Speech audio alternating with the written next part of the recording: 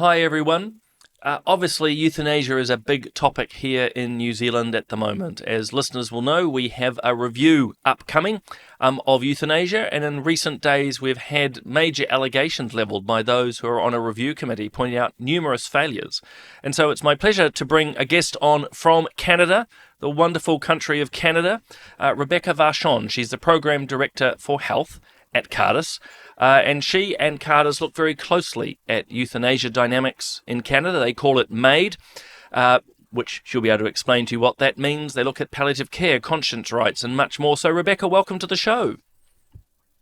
Thanks for having me. Well, look, thank you. We here in New Zealand often look to Canada in a number of ways.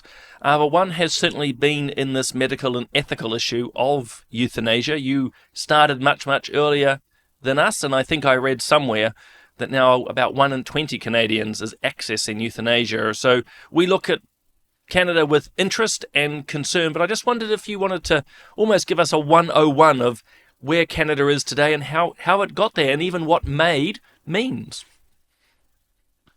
Right. Well, MAID is a term, an acronym that refers to medical assistance in dying. I don't particularly like that term because I think it's actually quite ambiguous. Medical assistance in dying could refer to proper care measures that actually assist someone as they're dealing with pain or other symptoms as they approach the end of their life. In this case, what is referred to is a criminal exemption that was made into the Criminal Code of Canada that allows doctors and nurse practitioners to provide either the lethal means for someone to self-administer or commit assisted suicide. But that happens in so few cases, less than 7 a year. In Canada, the vast majority are euthanasia cases. So they are clinician administered, and it is, as you say, something that is become quite normalized and quite common, despite the fact that the court decisions that led us here and the legislation initially presented this as something that would be exceptional, something that would be for very rare circumstances in the most extreme circumstances. And now it is based on 2022 data, because we don't have more recent data yet. Based on that data, it was tied for the 5th leading cause of death in Canada. Gosh.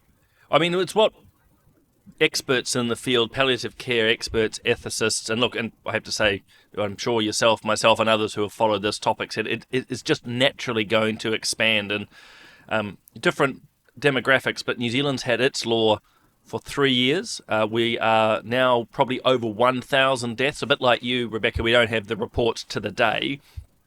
We were told, because I used to chair the select committee, we were told that this would be in the tens. Tens of people would seek it a year, and only for those very dramatic neurological issues. But we are seeing, as I say, 1,000 in 3 years in a population of 5 million and continuing to grow, and also a big push to expand. So when, if you don't mind me asking, when Canada started this law, how narrow was the focus? You mentioned there was a physician-assisted suicide and euthanasia, but how narrow was the law at the start? It was still quite broad in many respects, not as broad as it is today, but initially sort of the main limitation was this idea of a reasonably foreseeable death. So that's much more broad than, from what I understand of New Zealand's law, of having a specific kind of objective measure of this many months in terms of a prognosis. Canada never required that. It still doesn't. So people were wildly interpreting reasonably foreseeable from a matter of months to years and years and years. So that kind of restriction was very deeply problematic. There were some other what they would refer to as safeguards in terms of a small waiting period, the number of people who have to assess and sign off on the decision, the requirement that you have to consent immediately before receiving the lethal injection. And quite a number of those have been removed in 2021, thanks to another court decision. And while we're in the midst of the pandemic and lockdowns and all this uncertainty, Parliament did not bother challenging the lower court decision. This was not a Supreme Court decision for the second law. It instead enacted legislation that removed the reasonably foreseeable requirement, and that expanded euthanasia or MAID eligibility to essentially anyone with a disability who felt that they were in a place of unbearable suffering. So this was a huge issue for many in the disability community. There was a really strong pushback against that, and that was not taken into account. The 10-day waiting period was removed for those who had a reasonably foreseeable death, so now there's no required waiting period. Some of the other conditions were also removed, and now we're also facing continued expansion. So we were supposed to already at this point have made for those who have mental illness as a sole underlying condition, so not requiring them to have an illness, physical illness or chronic condition like that, but a mental illness could qualify them. That's been delayed until 2027, but that is still slated to come into effect. And there are also conversations about looking at mature minors, so children, and allowing them to access MAID, as well as advanced consent. And actually Quebec, the province that has the highest numbers of euthanasia and has been really pushing the envelope on this throughout, has already gone ahead, even though it's still technically not provided for in the criminal code. It's not technically something that's allowed. Quebec has pushed forward with that so that essentially people who will lose the capacity to consent can consent ahead of time.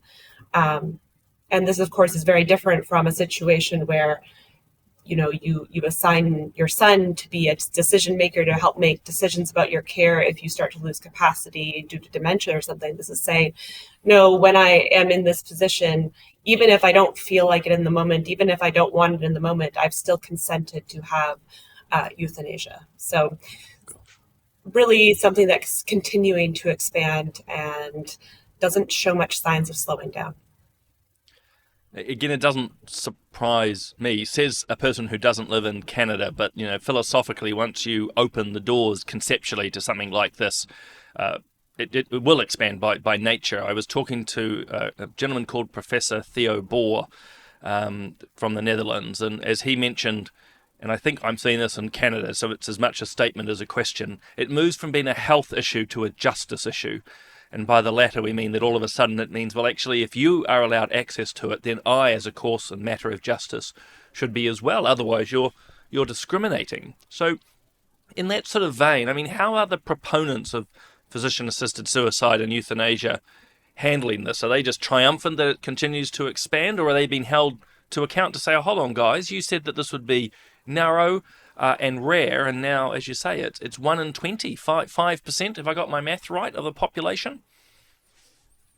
So in 2022, MAID deaths represented about 4% of total deaths in Canada, which, again, puts us only second to the Netherlands, but the Netherlands has been doing this for a lot longer than Canada, so that rate of growth is actually really shocking. We released a report in August where we essentially showed the shocking rate of increase and the fact that Canada has the fastest growing MAID or assisted dying program in the world. In terms of what the proponents are saying, I wouldn't say that they're triumphant. They just keep pushing for more. They just keep saying, well, we need it for persons with mental illness, or we need minors to be considered, or we need advanced consent. We need to force every hospital, even if they reject MAID on ethical or moral or religious grounds, that they be forced to participate. We need to force doctors to provide effective referrals. We need people to be offered MAID as an option instead of treatment. And so we have many people, many doctors feel like they have to be raising MAID at the point of diagnosis, which is just a really shocking thing, because that's such a vulnerable place. You need time to adjust to a diagnosis or to a condition, or especially after a traumatic accident, for instance, that may dramatically have impacted your physical mobility. There needs to be a time of psychosocial adjustment that's well documented in the research. And now we're offering patients a premature death before they've even had time to process it, contemplate life past that, really, see what life can look like. So it continues to just be something that the envelope keeps getting pushed on this, because, as you say, it's becoming framed as this fundamental right that needs to be available to everyone, even though access to quality and timely palliative care is highly lacking in many parts of Canada as well. So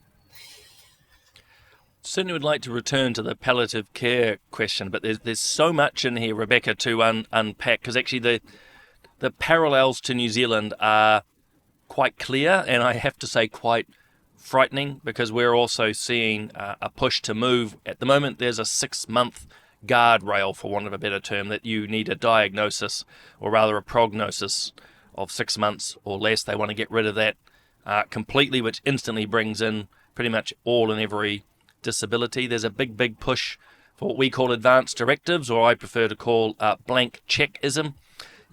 For people wondering what I'm talking about or what we're talking about, writing today your intentions around anything, to be honest, let alone euthanasia, doesn't mean that's exactly what you'll be thinking at the time. And quite chillingly, Rebecca, you mentioned that if in Canada someone has written this, you called it a advanced consent, apologies, advanced consent, what we think is an advanced directive, the doctor will override even the patient saying at that moment, oh, no, don't do so, because they've written that directive. Is that correct? yeah, I mean, technically that would be what would be provided. So that's not allowed currently under the law. But as I said, Quebec is moving ahead with that. And there are currently laws put forward by a senator as well as a Quebec MP in Parliament that are trying to push for this. And this is a major push of the main lobby group on this issue, Dying with Dignity in Canada. So it's certainly where we're moving to, it seems, in the next number of months or years. Well, I just find it frightening in and of itself. But as I say, we have the parallels here. Talk us through, if you don't mind, the conscience side, because at the moment in New Zealand, doctors are not allowed to put into the mind of a patient euthanasia as an option. It has to be requested. But there is, again, a big push here to remove that doctors should be able just to bring it about as a matter of course. And also, most of our hospices, pretty much every hospice bar one, refuses to allow euthanasia on site. But again, there's a push for, well, I call it legal positivism, that once the law is passed and something is legal, it therefore must be allowed to happen. So there's a real push to crush doctors and nurses and other health professionals' conscience rights. That erosion sounds like it's happening in Canada already. Absolutely. And it's really disconcerting to hear you talk about this push to get rid of the 6-month requirement in terms of a diagnosis, as well as the prohibition from doctors or nurses raising this as an option. I think those can actually, like, when you remove those, you open the floodgates, because you take away this kind of, for the 6-month part, you take away an objective measure. I mean, I know terminal diagnoses aren't always so clear cut, but when you take away that objective measure, everything becomes subjective. And so it's really hard to then have a proper process, or make sure that there are proper, make sure that things have been done appropriately, because how do you question someone's subjective opinion about this degree of suffering and whatnot?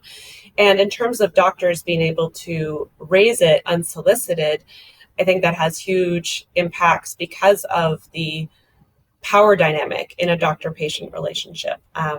Doctors are an authority figure, and so it is easy for patients to feel like they might be offered it's a recommendation as opposed to just an option. And like I mentioned earlier, because you don't have that time potentially to have an adjustment to different life circumstances because of an illness, a diagnosis, an accident, that can put patients in a really vulnerable place, that offering a premature death can be really problematic. The conscience issues are so concerning. They have eroded even further over the last number of years. People have retired early to avoid dealing with it, or have had to move into different provinces, or are thinking of leaving the country altogether because of the practice implications. The college, the various colleges of physicians and surgeons that regulate medical providers have taken, in some provinces, a stance where doctors are required to do an effective referral, which I don't think a lot of Canadians understand why this is very problematic for some doctors, because it amounts to, for many, participation in the act of terminating their life of the patient. That can be for doctors who object to euthanasia at all, but also for doctors who think that I don't think this person qualifies, or I'm not comfortable with the idea of moving forward with this if they haven't tried these other things, or for the cases of mental illness, for instance, when that becomes law. So even in those cases, it kind of underrides the doctor's professional professional opinion, professional perspective. So we have that issue in terms of individual providers, but we also have a big push against institutions. We have a number of faith-based healthcare institutions in Canada that are publicly funded or have a mix of public and private funding. So partly from charity, partly from the state. That includes many Catholic hospitals. That includes retirement communities or hospices, as you mentioned, that have been set up by particular faith communities. And there is a big push to force them to provide MAID on site. At present, in most jurisdictions, they can transfer the patient to another facility. And if the patient chooses to receive MAID at that facility, then so be it. But in Quebec, all palliative care hospices are now required to allow MAID on site. So the Montreal Archbishop is actually taking the government of Quebec to court, arguing that this is in breach of their fundamental rights. But on the other side of the issue, in BC, the Euthanasia Lobby Group and a family are suing a Catholic hospital that transferred the patient to another facility to receive MAID, saying that that was this inhumane thing to do and cause so much distress. So there's actually a legal challenge to force governments to force institutions to provide it on site. So we're seeing this erosion at the individual provider level and at the level of institutions, which also causes issues for patients who want to feel like they can receive care in a safe space. And that includes people who aren't religious. That includes people with disabilities, for instance, who feel that they are being treated as less than in institutions that have MAID, that they feel pressure or that they're worried they are pressured. And so by removing or trying to remove institutions that have these moral or ethical objections to providing MAID on site, we're actually also causing an issue for patient-centered care, for culturally sensitive care. I find it quite chilling, sorry to use that word again, because look, we've had that pushes developing here in New Zealand. Its basic premise being something is legal, the patient is paramount, the will of that individual, and therefore the doctors have, and the nurses, by the way, anyone involved in healthcare, is not to be able to apply their, if you will, moral or conscience judgment. And so that little drum is beating here in New Zealand. I have to say, Rebecca, I find it quite ironic because, as you know, euthanasia is always framed as choice. And yet, from what you've described, here is the heavy hand of the state coming in and forcing doctors, nurses, hospice and palliative care providers to do something they don't want to. So the irony is exceptionally striking. And as you were speaking, and I've forgotten the name, it was a young, I believe, disabled girl who went to a hospital, and because of her condition, and there was a lot of media coverage on it, they offered her euthanasia or physician-assisted suicide rather than care. The doctor sort of applying pressure on her. Do you recall the name of that person and case? And I'm sorry, I'm just dumping it straight on you, but it was in the papers quite a bit. Unfortunately, there's a lot of cases, so I'm having a problem narrowing down on that. Unfortunately, well, maybe go wide. Maybe go wide. Give us a few examples. Some of the really striking examples, and you mentioned that aspect of it's being framed around choice, but there are many Canadians who are experiencing, who may be living with a disability or a chronic condition or an illness, but the main source of suffering in their life is not that. It is the fact that they're unable to access proper housing or housing that addresses the needs of their particular condition. So there's this one woman, her sort of pseudonym in the media was Sophia, with multiple chemical sensitivities and needed housing that could accommodate that and couldn't get it and just got tired of fighting the system and opted for MAID. But it wasn't really the condition, it was the fact that she couldn't access that housing. We've seen cases of people whose suffering was poverty or loneliness. We actually know from the Health Canada reporting that about a third of Canadians who received MAID indicated that feeling like a burden was one of the sources of their suffering that was leading to their request and their death. And so this sort of situation of social suffering that we're not adequately addressing has been compounded by the fact that we're now offering premature death as an option rather than providing actual assistance in living. So assistance in dying is easier, it's faster, you can get it, in days, but you can't necessarily get a primary healthcare physician, or you can't get the wheelchair ramp. That was a particular case of a veteran and a Paralympian who just wanted a basic wheelchair ramp for her home to be accessible, and had someone at Veterans Affairs actually recommend euthanasia instead. So these are the kind of situations that we're seeing, and it just continues to look really bleak. We had recently in Quebec this really tragic case of someone who ended up in the ER due to his condition, and his wife kept telling them he needs a special mattress because of his condition, he will develop pressure sores and bed sores without a special mattress that alleviates pressure. And that wasn't provided. He spent all these days in the hallway in this emergency department and developed these bed sores, and then qualified for MAID and received MAID as a result. And in some of the reporting about this, he explicitly says that he didn't want to be a burden, and it just didn't seem worth it to try and go through the treatment for this. But it was the care and the lack of care of his particular needs and particular condition that actually led to the suffering that had him access euthanasia. Thankfully, the coroner's office in Quebec is actually investigating that case, but we have otherwise very limited review mechanisms. I saw a few of your articles about some of the challenges with New Zealand's review committee. I'm certainly not saying that New Zealand is doing better than Canada on this per se, but we don't even have a national review board. We have a little bit of oversight happening at the provincial level, but it's very opaque. We don't get transparency. And so there's really not a mechanism to actually ensure that there's compliance and that there's not rules being broken and abuses happening. And it's creating just an ethical minefield.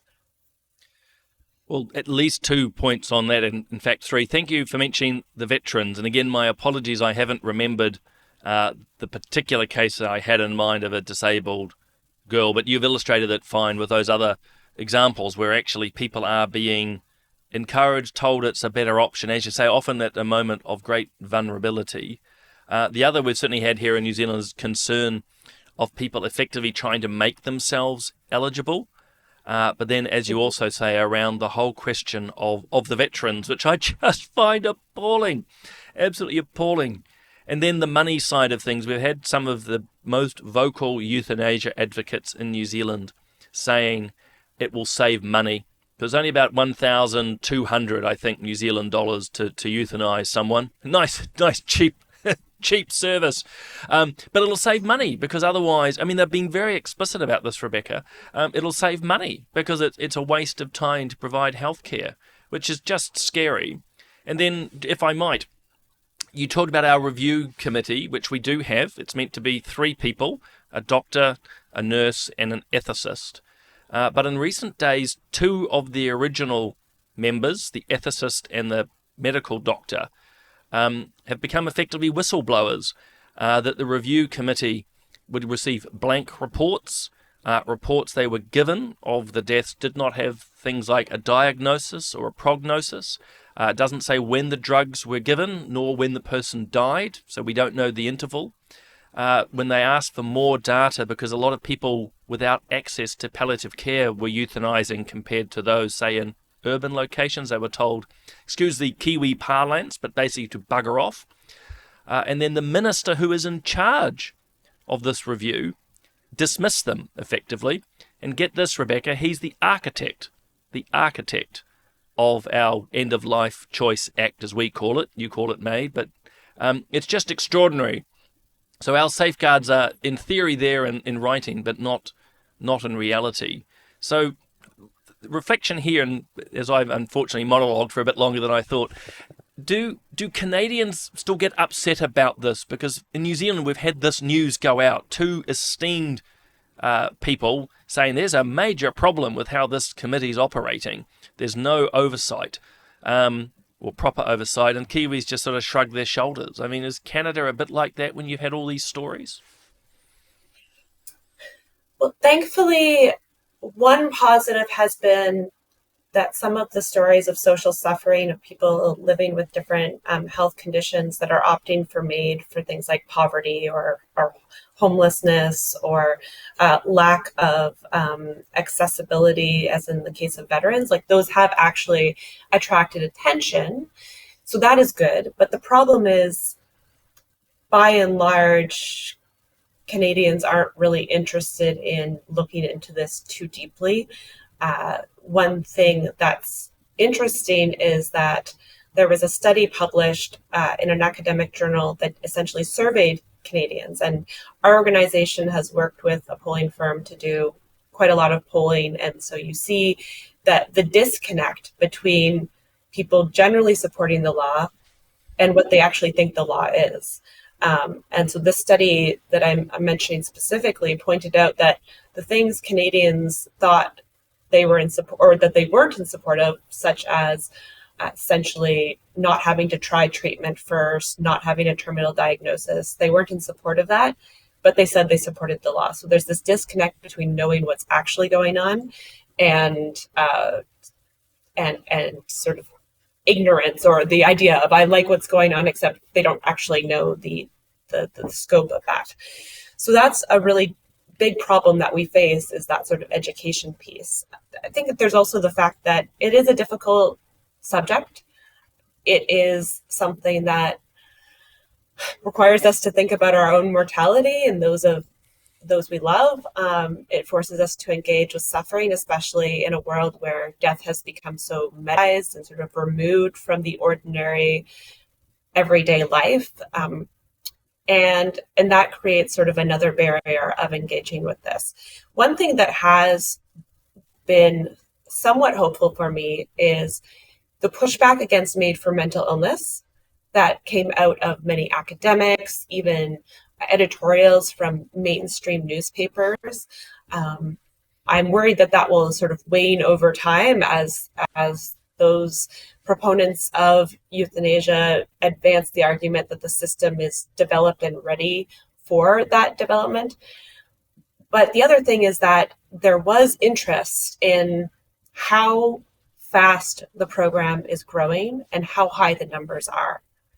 And I recently had the experience of being at a conference at a university in Newfoundland where a speaker was talking about people who make all this fuss about the really high number of MAID deaths as though that's something special. And, you know, his comment was, well, high relative to what? And if I had a chance to sit down with over coffee with him and respond to him, it would be high relative to what the law and the courts intended. Even if I don't like euthanasia at all, it was not intended to be this normal everyday thing. Instead, it was and still is an exemption to what would otherwise be murder, because it exempts physicians and nurse practitioners from being prosecuted if they fulfill a few, I think, too ambiguous and inappropriately safeguarded criteria, but it's still a criminal exemption. And it requires patients to be in unbearable suffering or intolerable suffering. That's part of the eligibility criteria. So if we have an increasing number of Canadians opting for something because of unbearable suffering, doesn't that mean there's a problem? Why would that be something that we'd say, well, relative to what? Who cares if it's growing? That's saying that there are really horrible things happening and that are not being addressed, that are pushing the numbers so high.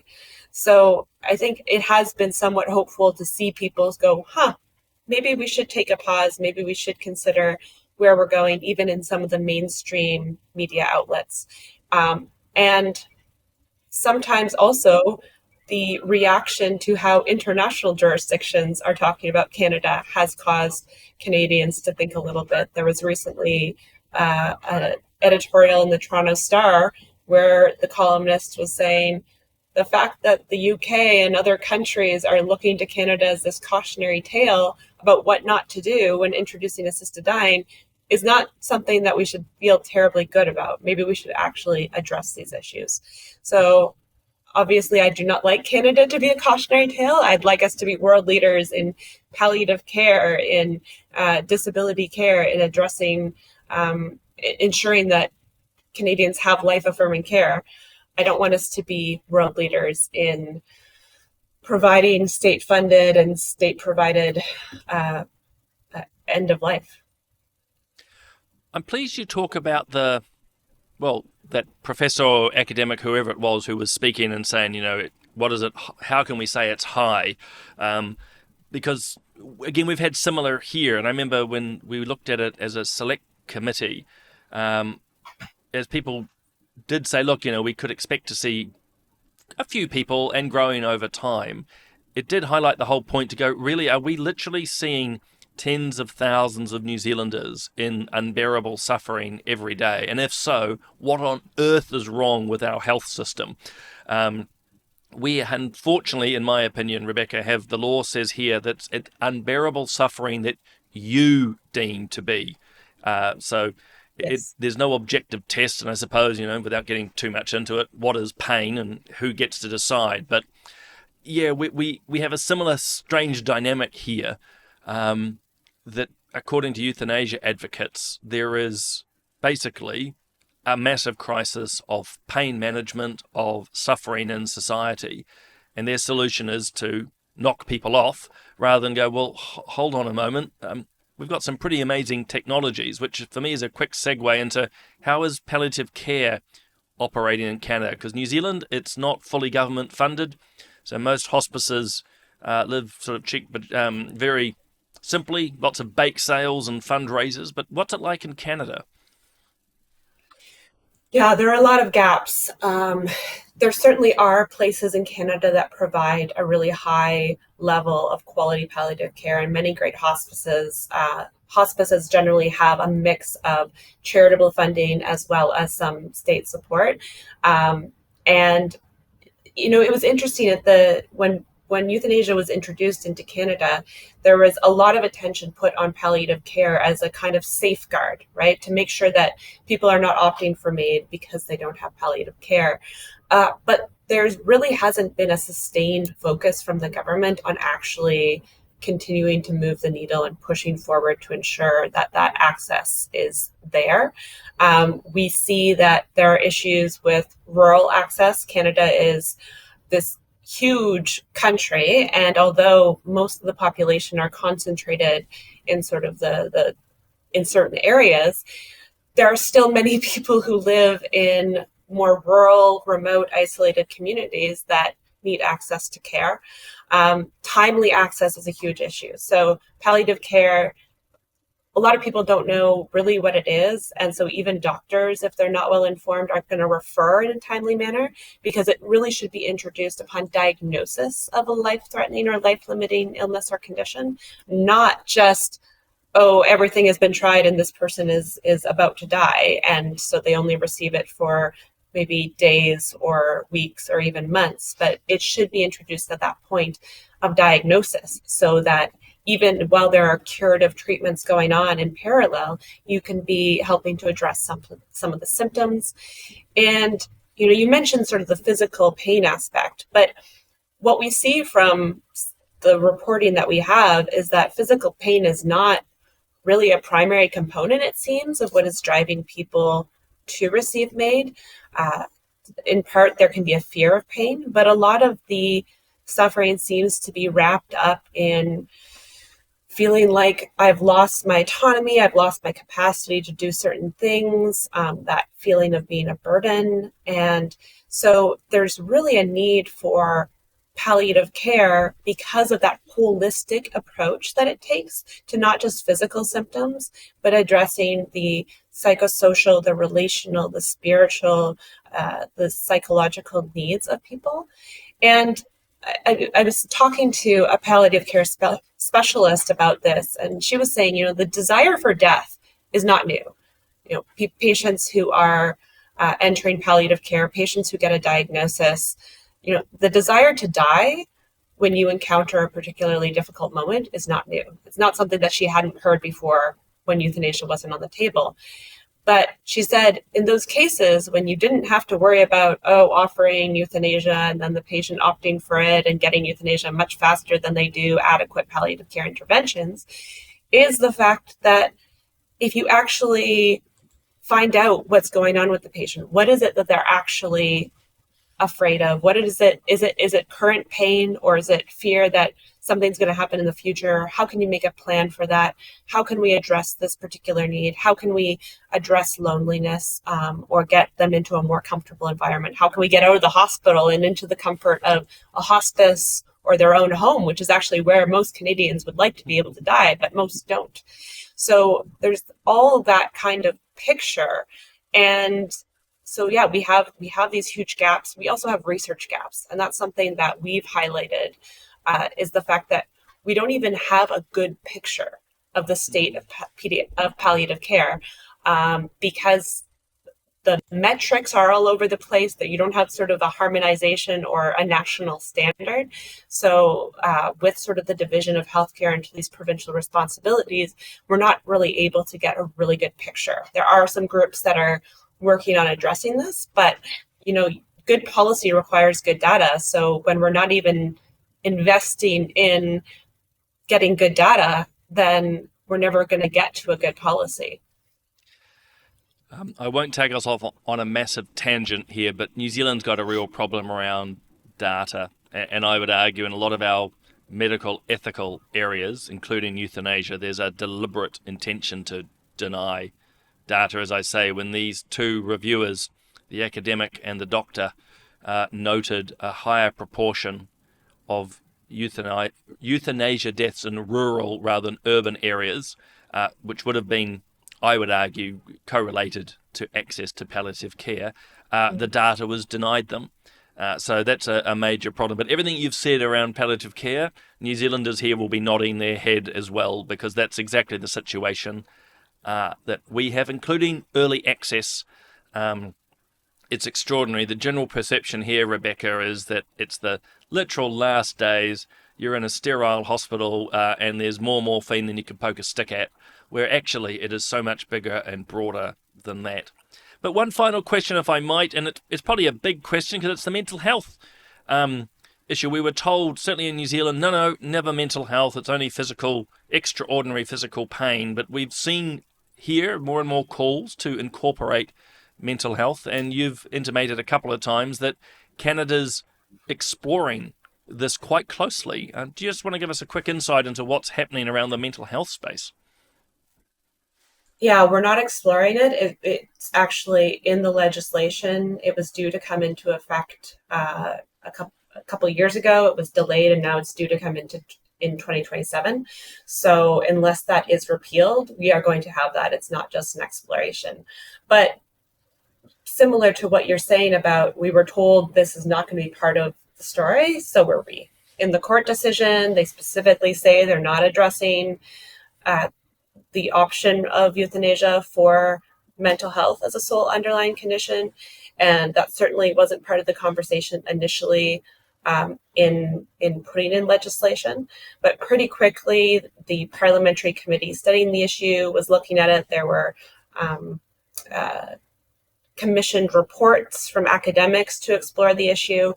And then, interestingly, when the law was changed in 2021 to take away the reasonably foreseeable death condition, they specifically said, we're not including mental illness as a condition.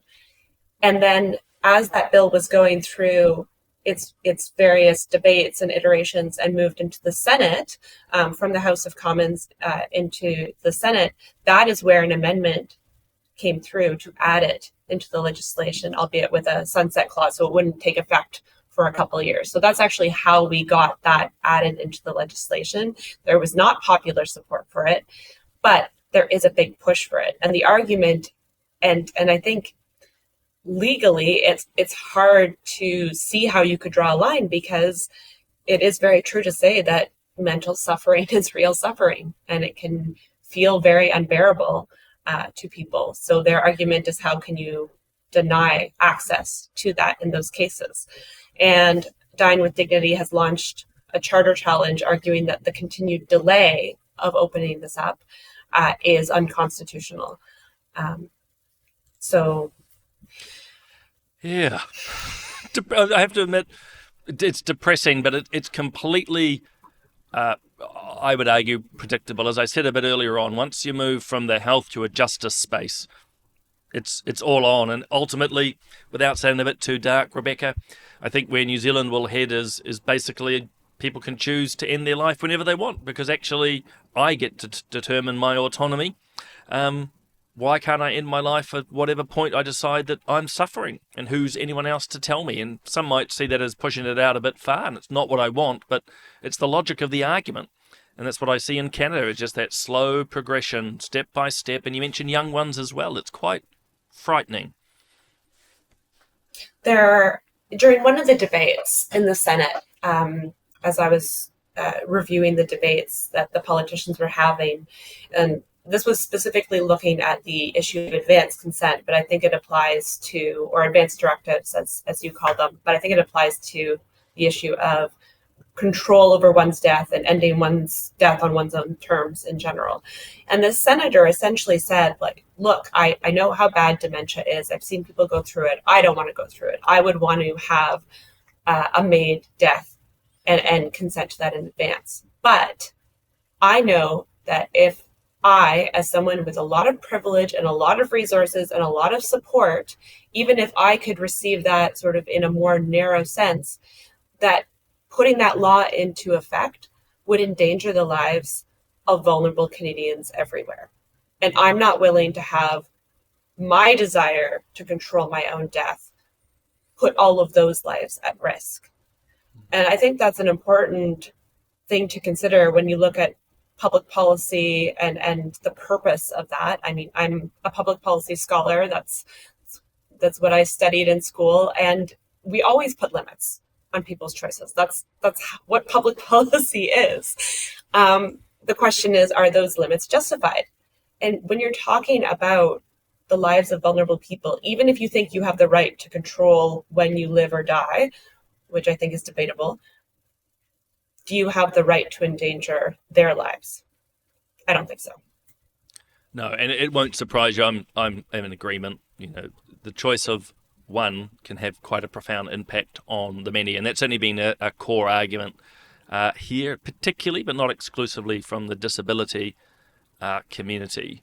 But look, Rebecca, I'm exceptionally grateful for all your time and also the research that you're doing at Cardus, having been reading through that. Look, thank you for sharing the Canadian experience. It's vitally important in and of itself, but also as New Zealand moves into a review of its law, and as I say, a desire by the same people who introduced the law to expand it much more widely. So thank you so much for your time and for all that you're doing.